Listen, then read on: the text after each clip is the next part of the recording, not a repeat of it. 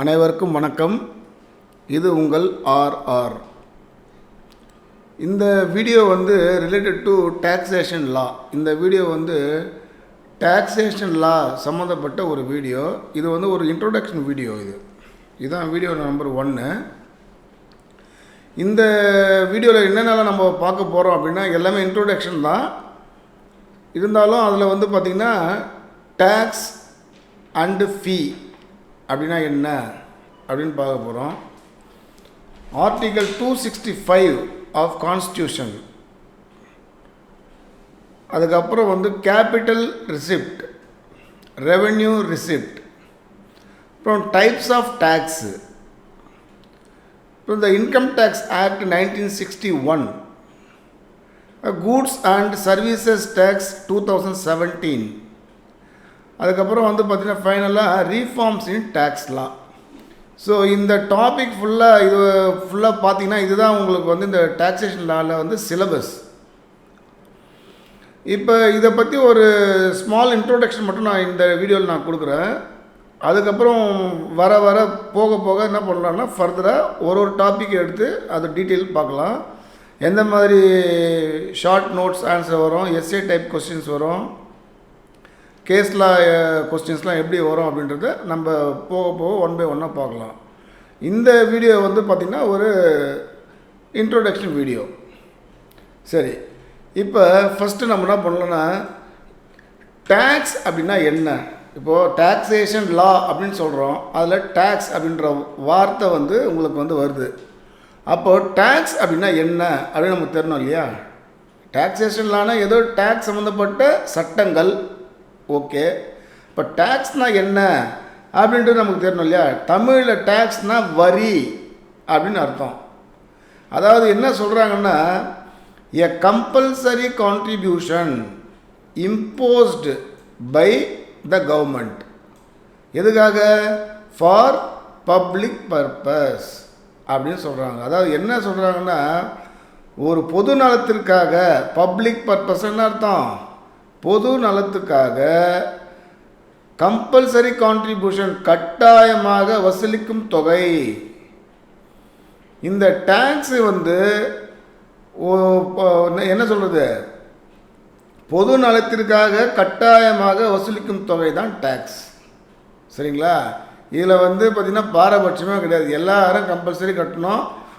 அந்த வருமான வரிக்கு, அந்த வருமான வரி கட்டக்கூடிய அளவுக்கு உங்களுக்கு வருமானம் இருந்ததுன்னா நீங்கள் கம்பல்சரி கட்டியே ஆகணும்.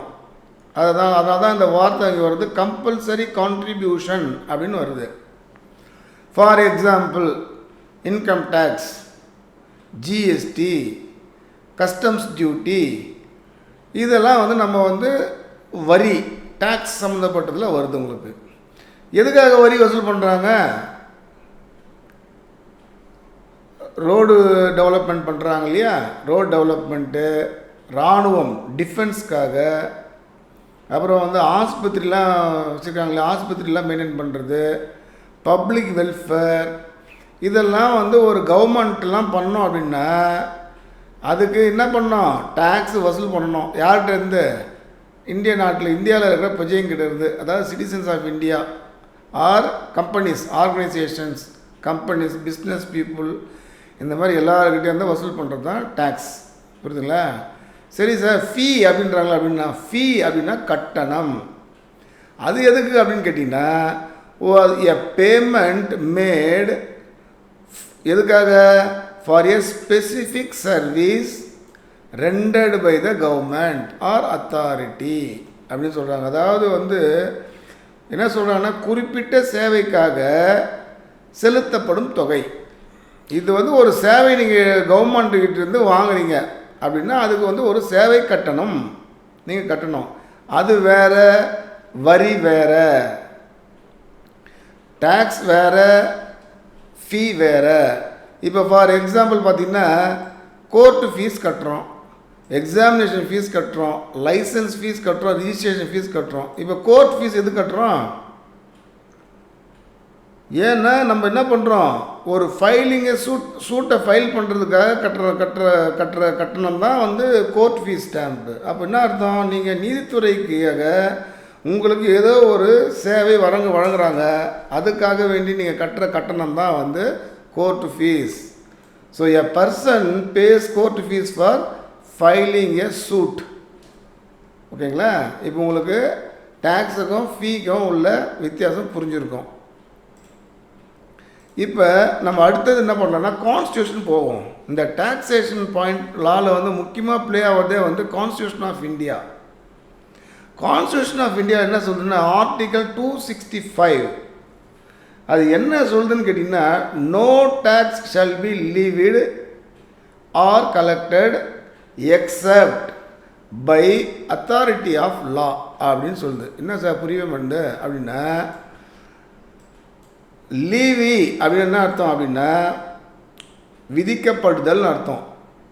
லீவி அப்படின்னா கலெக்ஷனா என்னது, கலெக்ஷன் அப்படின்னா வசூல் பண்ணுறதுன்னு அர்த்தம். அதாவது ஒரு சட்டம் இல்லாமல், ஒரு சட்டத்தின் அதிகாரம் இல்லாமல் எந்த வரியும் விதிக்கவோ வசூலிக்கவோ கூடாது. புரியுதுங்களா? அரசாங்கம் நினச்சா டக்குன்னு ஒரு வரியை போட்டுலாம் பண்ண முடியாது, வசூல்லாம் பண்ண முடியாது. அதுக்கு அத்தாரிட்டி ஆஃப் லா தேவை. அத்தாரிட்டி ஆஃப் லானா என்ன சார் அப்படின்னா, ஒன்று அந்த லா பார்லிமெண்ட்டில் ஒரு எனாக்ட் பண்ணியிருக்கணும், அப்படி இல்லைன்னா ஸ்டேட் லெஜிஸ்லேஷனில் ஒரு சட்டம் இயற்றப்பட்டிருக்க வேண்டும். ஸ்டேட் லெஜிஸ்லேஷன் என்ன அர்த்தம், சட்டசபை. பார்லிமெண்ட்னா என்ன அர்த்தம், பாராளுமன்றம். சென்ட்ரல் கவர்மெண்ட் வந்து எங்கே பாஸ் பண்ணோம் ஆக்ட்லாம், பார்லிமெண்ட்டில் பண்ணோம். ஸ்டேட் கவர்மெண்ட் எங்கே பண்ணோம், லெஜிஸ்லேஷனில் பண்ணோம். So parliament or legislature must enact a valid law before the collection. So law இல்லாமல் எந்த வரியும் விதிக்கப்படவோ அது வசூல் செய்யவோ கூடாது. அதனால் நமக்கு இந்த 265 தான் வந்து ப்ரொடெக்ஷன் கொடுக்குது. கவர்மெண்ட்டு மோனோபொலியெல்லாம் ஆக்ட் பண்ண முடியாது, நம்ம சிட்டிசன்ஸ் மேலே இஷ்டத்துக்கு டேக்ஸ்லாம் போட முடியாது. அதுக்கு இந்த 265 தான் நமக்கு கொடுக்கப்பட்டுள்ள கான்ஸ்டியூஷன் கேரண்டி. சரிங்களா? சரி, இப்போ நம்ம இந்தியாவில் வந்து பார்த்திங்கன்னா ரெண்டு இருக்குது, ஸ்டேட் இருக்குது, சென்ட்ரல் இருக்குது இல்லையா, union government and state government. இதில் வந்து பார்த்தீங்கன்னா இந்த ஆர்டிக்கல் 246 அப்படின்னு ஒன்று இருக்குது. நீங்கள் ஏற்கனவே கான்ஸ்டியூஷன் நீங்கள் முடிச்சிருப்பீங்க நேரம், இந்த டாக்ஸேஷன் சம்மந்தப்பட்ட சப்ஜெக்ட் வரும்போது நீங்கள் ஏற்கனவே கான்ஸ்டியூஷன் முடிச்சிருப்பீங்க. ஸோ ஒரு வாட்டி ரீகால் பண்ணுங்கள். ஆர்டிக்கல் 246 அப்படின்றது டிஸ்ட்ரிபியூஷன் ஆஃப் லெஜிஸ்லேஷன் பவர். அதாவது ஸ்டேட் கவர்மெண்ட் எந்தெந்த மாதிரி வரிலாம் விதிக்கணும், எந்த மாதிரி லா எனாக்ட் பண்ணணும், சென்ட்ரல் கவர்மெண்ட் எந்த மாதிரி லா விதிக்கணும் அப்படின்னு இந்த 246 தான் உங்களுக்கு சொல்லுது. அதான் தான் டிஸ்ட்ரிபியூஷன் ஆஃப் லெஜிஸ்லேஷன் பவர். இன்னும் உங்களுக்கு ஈஸியாக போகணுன்னா 7th ஷெட்யூல் எடுத்து பார்க்கணும். நீங்கள் 7th ஷெட்யூல் எடுத்து பார்த்தீங்கன்னா மொத்தம் 3 லிஸ்ட் இருக்கும். ஒன்று லிஸ்ட்டு 1 அப்படின்வாங்க. லிஸ்ட்டு 1 அப்படின்னா அது யூனியன் லிஸ்ட். லிஸ்ட்டு 2 அது state list. List 3 concurrent list. இதுதான் வந்து ரெண்டு பேருக்கும் உள்ள பவரை வந்து பிரிக்குது. இந்த 246 தான் வந்து பிரிக்குது. யாருக்கு என்ன அதிகாரம் அப்படின்றது பிரிக்கிற ஒரே ஒரு ஆர்டிக்கல் இது 246 தான். இந்த 246 7th ஷெட்யூலில் தான் வந்து நீங்கள் எடுத்து பார்த்தீங்கன்னா, இப்போ ஃபார் எக்ஸாம்பிள் இன்கம் டேக்ஸ் இருக்குன்னு வச்சுங்க. இன்கம் டேக்ஸ் வந்து யூனியன் லிஸ்ட்டில் இருக்குது.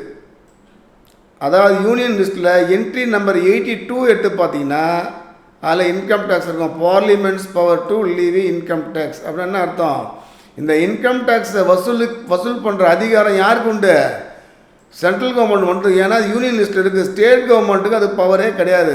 இன்கம் டேக்ஸ் வசூலிக்கிற அதிகாரம் யூனியன் கவர்மெண்ட் தான் உண்டே தவிர ஸ்டேட் கவர்மெண்ட்டுக்கு இல்லை. அப்போ இந்த இடத்துல பிரிது ஆட்டோமேட்டிக்காக யாருக்கு எந்தெந்த இதுன்னு. அது ஸ்டேட் லிஸ்ட்டு 2ல் போய் பார்த்தீங்கன்னா ஸ்டேட்டுக்குன்னு தனி பவர்ஸ் இருக்கும். அதில் யூனியன் கவர்மெண்ட் இன்வால்வ் பண்ண முடியாது. அது மாதிரி என்க்ரோச்மெண்ட் சொல்லுவாங்க. ஒருத்தர் உள்ள என்க்ரோச்மெண்ட் பண்ண முடியாது. அவங்கவுங்க பவுண்ட்ரியில் தான் அவங்கவுங்க செயல்படணும். இந்த ஸ்டேட் லிஸ்ட்லேயும் இல்லை, யூனியன் லிஸ்ட்லையும் இல்லை அப்படின்னா அது கன்கரண்ட் லிஸ்ட்டில் இருக்கும். கன்கரண்ட் லிஸ்ட் வந்துச்சுன்னா 2 பேருக்குமே பவர் இருக்கும். கன்கரண்ட் லிஸ்ட் வந்தால் 2 பேருமே பவர் இருக்கும். அது சென்ட்ரல் கவர்மெண்ட் இன்கேஸ் வந்து இந்த கன்கரண்ட் லிஸ்ட்டில் வந்து ஒரு ஃபார் எக்ஸாம்பிள் நம்ம இந்தியாவில் ஒரு 10 ஸ்டேட்டில் 10 விதமான டேக்ஸ் இருக்குது. அதில் யூனியன் கவர்மெண்ட்டும் ஒரு டேக்ஸ் கொண்டு வந்திருக்காங்க அப்படின்னா அந்த 10 ஸ்டேட் கவர்மெண்ட் என்ன ஆகும், கேன்சல் ஆகிட்டு ஆட்டோமேட்டிக்காக யூனியன் கொண்டு வந்த அந்த சட்டம் தான் வந்து நடைமுறைக்கு வந்துடும். சரிங்களா? இந்த கன்கரண்ட் லிஸ்ட் வந்து 2 பேருக்கும் பொதுவான லிஸ்ட்டுன்னு அர்த்தம். சரி, இது எதுக்கு நான் இதோட கனெக்ட் பண்ணுறேன்னு கேட்டிங்கன்னா, ஏன்னா இது வந்து டாக்ஸேஷன் லா ஆர்டிகல் 265 என்ன சொல்லுதுன்னு உங்களுக்கு தெரிஞ்சுருக்கணும். ஆர்டிகல் 246ல் ஸ்டேட் கவர்மெண்ட்டுக்கு என்ன பவர், டாக்ஸேஷன் பவர், சென்ட்ரல் கவர்மெண்ட்டுக்கு என்ன டாக்ஸேஷன் பவர்ன்றது உங்களுக்கு தெரிஞ்சிருக்கணும். சரிங்களா? ஓகே, இப்போ அடுத்த டாபிக் என்னென்னா ரிசிப்ட்ன்றாங்க. ரிசிப்ட் வந்து 2 விதமான ரிசிப்ட் இருக்குது. ஒன்று கேபிட்டல் ரிசிப்ட், இன்னொன்று வந்து ரெவன்யூ ரிசிப்ட். என்ன சார் இது கேபிட்டல் ரிசிப்ட்?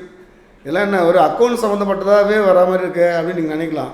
எஸ், இதெல்லாம் வந்து டாக்ஸேஷன் பார்த்தாலே ஆட்டோமேட்டிக்காகவே உள்ள அக்கௌண்ட்ஸ் வந்துடுவாங்க. கேபிட்டல் ரிசிப்ட் அப்படின்னு என்னென்னு கேட்டிங்கன்னா மூலதன வரவு அப்படின்னு அர்த்தம். It is not generated from regular business operation. நீங்கள் வந்து இப்போ வந்து ஒரு பிஸ்னஸ் ரன் பண்ணுறீங்கன்னு வச்சுங்க. அந்த பிஸ்னஸில் வந்து உங்களுக்கு வந்து ப்ராஃபிட் வரும். சரிங்களா? அப்போ நீங்கள் வந்து ஒரு வியாபாரம் பண்ணுறீங்க, இல்லை ஒரு பிஸ்னஸ் பண்ணுறீங்க. அந்த மேனுஃபேக்சரிங் பண்ணுற ஒர்க்குன்னா உங்களுக்கு ஏதோ ஒரு பொருளை தயாரிக்கிறீங்கன்னு வச்சுங்க. அந்த பொருள் விற்று பணம் வந்ததுன்னா, ரெவென்யூ ரிசிப்ட் வந்ததுன்னா that is called revenue receipt.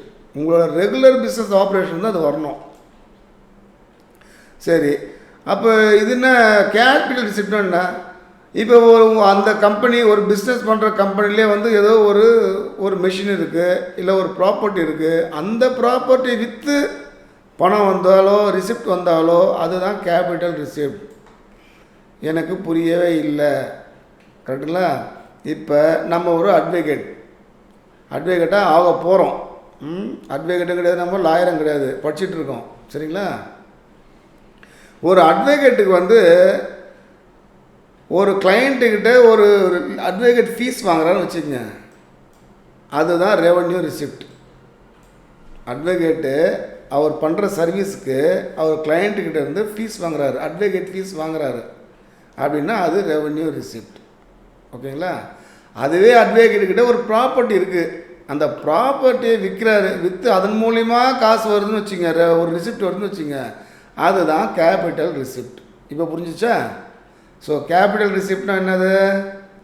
Capital ரிசிப்ட்னா மூலதன வரவு, ரெவன்யூ ரிசிப்ட்னா வருவாய் வரவு. அப்போது டேக்ஸ் வந்து இன்கம் டேக்ஸை எது மேலே போடுவாங்க அப்படின்னு கேட்டிங்கன்னா இந்த ரெவன்யூ ரிசிப்ட் மேலே தான் போடுவாங்க. உங்களுக்கு வரவு பணம் வரவு வந்திருக்கு, எதுலேருந்து வந்திருக்கு? Business operation, regular business operation வர வருமானத்துக்கு வருமான வரி விதிக்கப்படும். சரிங்களா? ஸோ உங்களுக்கு ஒரு கொஸ்டின் வரும், capital receipt versus revenue receipt அப்படி, அதாவது distinguish between capital receipt and revenue ரிசிப்ட்னா நீங்கள் இதை தான் சொல்லணும் நீங்கள். சரிங்களா? சரி, இப்போ அடுத்த டாபிக் என்னன்னு பார்த்தீங்கன்னா டேக்ஸ்ன்னு சொன்னீங்களா சார்? டேக்ஸே வந்து 2 விதமான டேக்ஸ் இருக்குது. ஒன்று டைரக்ட் டேக்ஸ். டைரக்ட் டேக்ஸ்னு அர்த்தம் நேரடி வரி. இன்டைரக்ட் டேக்ஸ் மறைமுக வரி. அது என்ன? அது டைரக்ட் டேக்ஸ். டேக்ஸ்ன்னு கலெக்ட் பண்ணுறோம், லீவி அப்படின்னா என்னது? விதிக்கிறீங்க, வசூல் பண்ணுறீங்க. அதுனா டைரக்ட் டேக்ஸ். இன்டைரக்ட் டேக்ஸ் அப்படின்னு கேட்டிங்கன்னா எ டேக்ஸ் டைரக்ட்லி இம்போஸ்டு, இங்கே போட்டுருவாங்க பாருங்கள், a tax directly imposed on a person or organisation. அதாவது வந்து வரி வந்து ஒரு தனிநபர் மேலேயோ இல்லைன்னா ஒரு கம்பெனி மேலேயோ விதிக்கப்பட்டால் அது என்ன அர்த்தம்? டைரக்ட் டேக்ஸ்னு அர்த்தம். எக்ஸாம்பிள் என்ன சார் அப்படின்னு கேட்டிங்கன்னா இன்கம் டேக்ஸ். இன்கம் டேக்ஸ் அப்படின்றது ஒரு டைரக்ட் டேக்ஸ், நேரடி வரி. அதாவது நீங்கள் வந்து ஒரு சேல்ரி வாங்குறீங்க ஒரு கம்பெனியில், அதுக்கு வந்து ஒரு குறிப்பிட்ட லெவல் வரைக்கும் உங்களுக்கு வரி கிடையாது.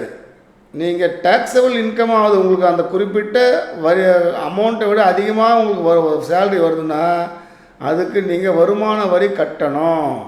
அப்போது அந்த டேக்ஸ் யார் மேலே வருது? அந்த பர்சன் மேலே வருது. கரெக்டுங்களா? ஏ டைரக்ட் இம்போஸ்ட் ஆன் பர்சன். அவர் வந்து ஒரு வருமான வரி கட்டணும்.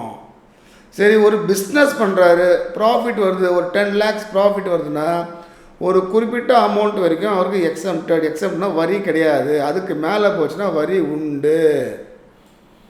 ஸோ இது டைரக்ட் டேக்ஸ்னு சொல்கிறாங்க. சரிங்களா? அதில் வந்து இன்கம் டேக்ஸ் ஒரு டைரக்ட் டேக்ஸ் தான், கார்ப்பரேட் டேக்ஸ் ஒரு டைரக்ட் டேக்ஸ் தான், கேபிட்டல் கெயின்ஸ் டேக்ஸ் ஒரு டேக்ஸ் டைரக்ட் டேக்ஸ் தான். கேபிட்டல் கெயின் டேக்ஸ் அப்படின்னா ஃபார் எக்ஸாம்பிள் ஷேர் மார்க்கெட்லாம் வச்சுருக்கீங்க இல்லையா, அது வந்து ஒரு கேபிட்டல் இன்வெஸ்ட்மெண்ட்டு.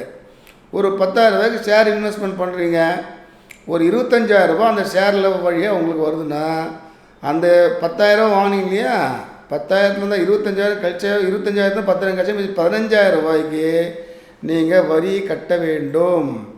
அதுதான் டைரக்ட் டேக்ஸ். ஓகேங்களா?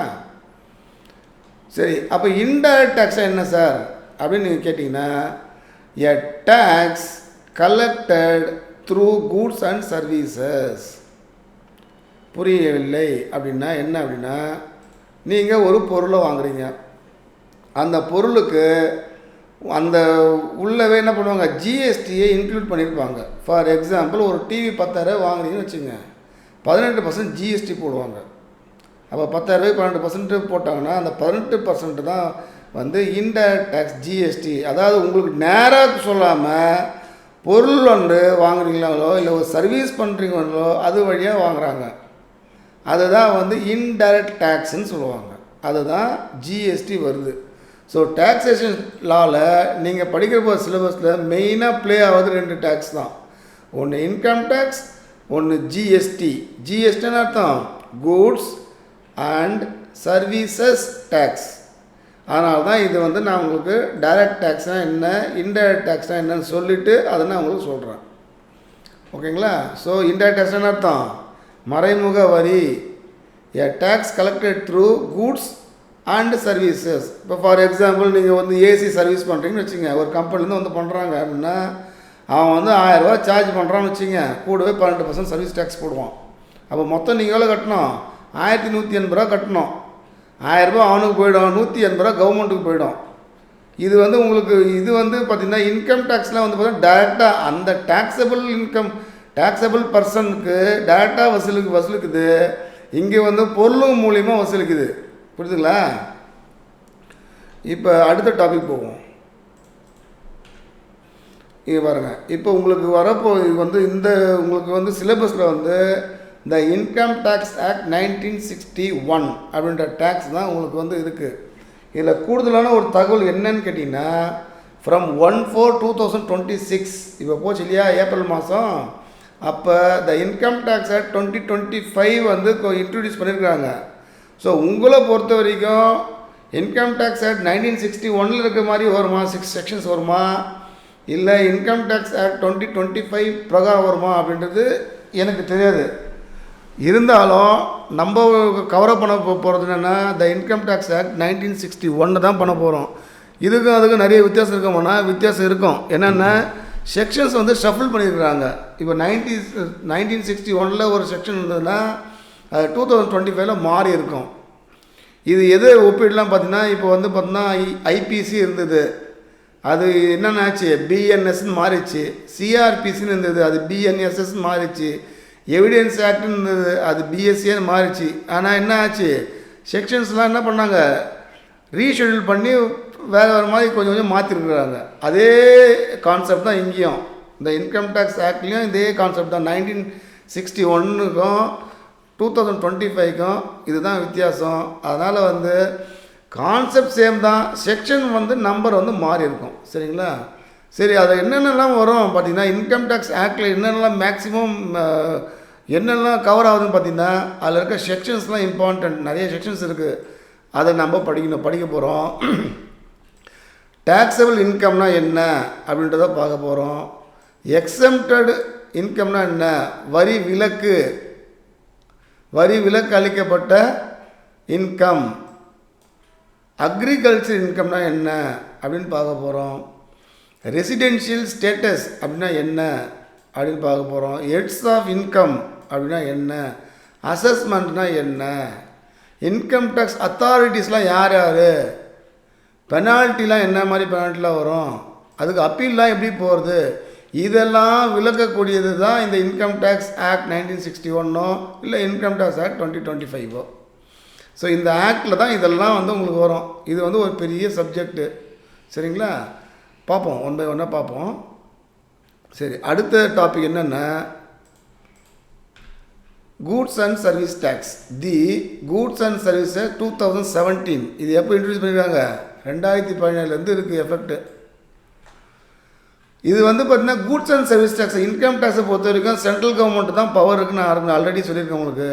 ஆனால் கூட்ஸ் அண்ட் சர்வீஸ் டேக்ஸை பொறுத்த வரைக்கும் both central and state can levy GST. State கவர்மெண்ட்டுக்கும் பவர் இருக்குது, சென்ட்ரல் கவர்மெண்ட்டுக்கும் பவர் இருக்குது. சென்ட்ரல் கவர்மெண்ட்டுக்கும் பவர் இருக்குது, ஸ்டேட் கவர்மெண்ட்டுக்கும் பவர் இருக்குது. சரிங்களா, அதனால தான் இது பேர் வந்து டியூயல் டாக்ஸேஷன் சிஸ்டம் சொல்லுவாங்க. டியூயல்னு அர்த்தம் ரெண்டுன்னு அர்த்தம். சரிங்களா, ஸோ இது வந்து ஆர்டிகல் 246 சொல்லுது, special power to make GST law. 246A constitution எடுத்து பார்த்தீங்கன்னா அதில் உங்களுக்கு ஜிஎஸ்டி பற்றி போட்டிருக்குறாங்க.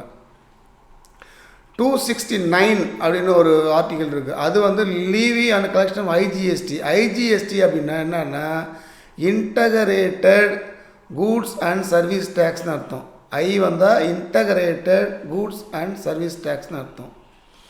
அதுக்கப்புறம் வந்து ஆர்டிகல் 279A இருக்குது, அது வந்து ஜிஎஸ்டி கவுன்சில் இருக்குது. ஜிஎஸ்டி கவுன்சில் என்னன்னா ரெக்கமெண்டேஷன்ஸ்லாம் கொடுத்துட்டே இருக்கும் ஜிஎஸ்டிக்கு. ஜிஎஸ்டி டிபார்ட்மெண்ட்டுக்கு நியூ ரெஃபரன்சஸ் ரெக்கமெண்டேஷன்ஸ் கொடுக்கும். அதுக்கு ஒரு கவுன்சில் இருக்குது, அந்த கவுன்சில் தான் 279A. அதுக்கப்புறம் வந்து பார்த்தீங்கன்னா ஆர்டிகல் 366 வந்து டெஃபினேஷன்ஸை பற்றி சொல்லுது. அதில் 12A வந்து ஜிஎஸ்டி பற்றி சொல்லுது. ஸோ இதெல்லாம் வந்து கான்ஸ்டியூஷன் எடுத்து பார்த்தா உங்களுக்கு புரியும். இதெல்லாம் வந்து ஃபர்தராக ஒன்றா பார்ப்போம். இது இன்ட்ரோடக்ஷன் கிளாஸ்னால உங்களுக்கு நான் வந்து ஒரு எக்ஸ்ப்ளனேஷன், ஸ்மால் எக்ஸ்ப்ளனேஷன் பண்ணி கொடுத்துட்டு போகிறேன். அதில் வந்து பார்த்திங்கன்னா அப்புறம் வந்து பவர் டு லீவி ஜிஎஸ்டி. யாருக்கு என்னென்ன பவர் இருக்குது, ரெண்டு பேருமே வசூல் பண்ணலாம் சொல்லிட்டீங்க. யாருக்கு என்ன பவர் அப்படின்னா பார்லிமெண்ட்டுக்கு வந்து ஐஜிஎஸ்டி சிஜிஎஸ்டி பவர் இருக்குது, ஸ்டேட் லெஜிஸ்லேஷனுக்கு எஸ்ஜிஎஸ்டி பவர் இருக்குது. இது என்ன சார் ஐஜிஎஸ்டின்னு சொல்லிட்டேன், இன்டகிரேட்டட் கூட்ஸ் அண்ட் சர்வீசஸ். இது central goods and service tax, இது ஸ்டேட். அப்போ யூனியன் டெரிட்டரி ஒன்று இருக்குது, யூடின்னு வாங்க, யூனியன் டெரிட்டரி ஜிஎஸ்டின்னு இருக்குது, அதுவும் யூனியன் டெரிட்டரியில் அதில் பண்ணுவாங்க. அப்புறம் ஜிஎஸ்டி எக்ஸம்ஷன்னா விலக்கு, ஜிஎஸ்டி விலக்கு உள்ள பொருட்கள்லாம் என்னென்னன்றதை பார்க்க போகிறோம். அதுக்கப்புறம் ஃபைனலாக வந்து பார்த்தீங்கன்னா என்ன மாதிரி ரீஃபார்ம்ஸ்லாம் பண்ணணும் டேக்ஸேஷன் லாவில் இப்போ பண்ணிகிட்ருக்கோம், அதில் இருக்க சேலஞ்சஸ் என்ன, அது என்ன, எப்படி வந்து அதை ரிசால்வ் பண்ணலாம் அப்படின்றது ஒரு டாப்பிக்காக வச்சுருக்குறாங்க.